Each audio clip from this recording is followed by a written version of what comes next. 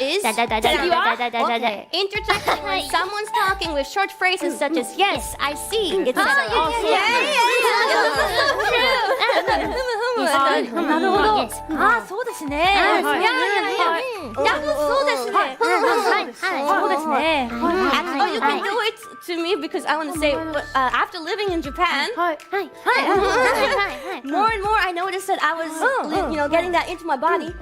And when I came back home to Austria, all my family, my friends, they noticed. They were like, you keep on reacting to what I'm saying.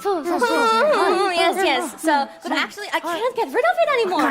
It's active listening. You're showing that you have attention. Especially like when you're talking on the phone and stuff. Like they don't know if you're still listening, right? It's good to say like, just like back on the phone, like most people do.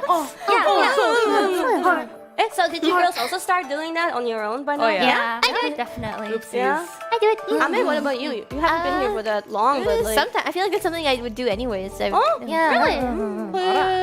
なるほど. But I've been told that it's pretty cute, so I'm